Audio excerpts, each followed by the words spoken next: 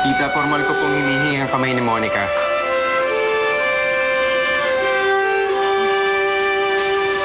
Teka, ang bilis mo naman, Chong. May nagmamayari pa ng kamay na yan. Sinaksakan mo agad ang singsing. Trina, ano ba? Tama sa Trini. Hindi pa naman nag-grant yung annulment nyo, ah. Nay, mag-grant ho. Maniwala kayo sa akin, mag-grant. At kapag malaya na po ang anak ninyo, pakakasalan ko po siya agad. Ganun ko po siya kamahal, tita. Pero sana with your blessing po.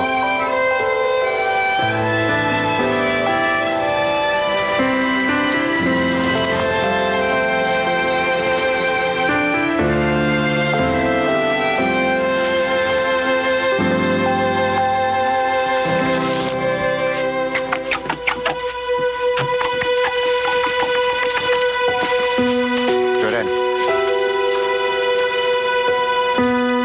Saka pala. Okay ka lang ba?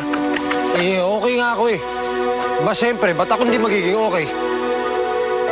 Eh, baka kasi nagulat ka lang sa announcement ko. Hindi. Ba't ako magugulat? Eh, doon na rin naman papunta yun, di ba? Kaya nga, atat na atat kayo magpa-annulment. O basta pare, no hard feelings, ha? Hindi, wala nang feelings. Okay nga ako eh. Add man a soap.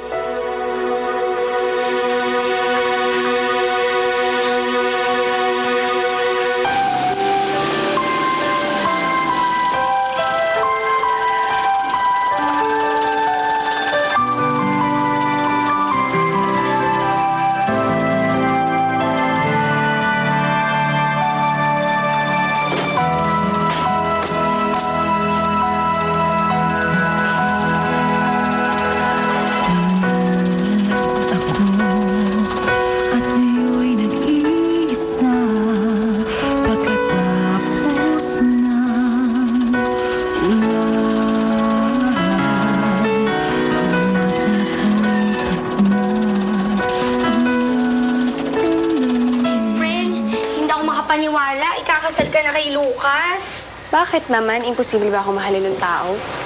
Kita mo nga, oh. Hindi ko lang kasi maisip na ma-inlove ka sa iba. Nakita ko kasi nun kung gaano ka ka-inlove kay Jordan. Best friend noon yun. At ibang-iba na ngayon. So, pwede ba? Nakikita mo naman eh, sobrang kinamumuhian ko yung tao at talagang isinusumpa ko siya sa galit ko. Okay? Malinaw? Nako! Ganyan-ganyan din yung bida na binabasa ko dito sa pocketbook ko. Kunyari, galit dun sa jowa. Pero ang totoo, in love pa rin siya. Sabi nga, the more you hate, the more you love. O, basahin mo yung mga yan, ha, para ma-inspire ka. Ano, mukhang kalokohan to, best friend. Ayan, oh, sige. Ayan, basahin mo lahat yung mga kalokohang yan dahil hindi ako naniniwala dyan. Sobra ka na, ha? Gawin ba akong aso? Ano to, fetch ko yan? Sabi ka.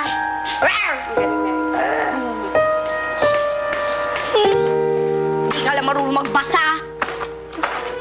Kung ayaw mo palang mawala sa'yo si Monica, sana hindi ka pumayag dun sa annulment. Wala na nga akong magagawa. Anong gagawin ko? Pipigilan ko siya. Siyempre.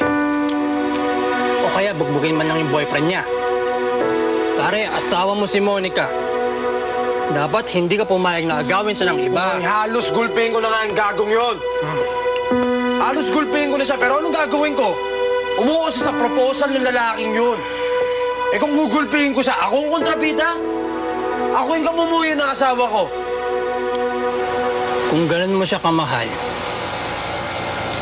sana hindi mo siya pinakawalan.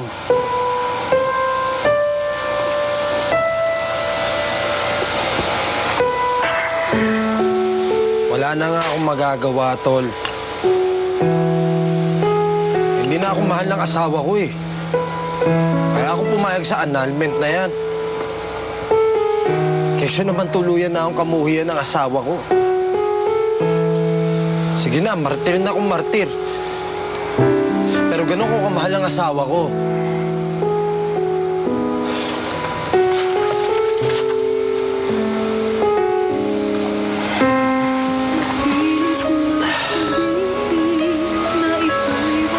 Alam mo, ang tanging hiling ko lang, eh hindi pumayag yung judge sa annulment namin.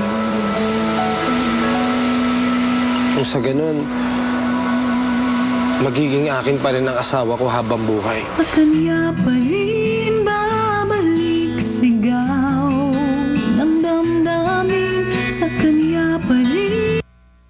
Ang programang ito ay hatid sa inyo ng Pampers Active Baby.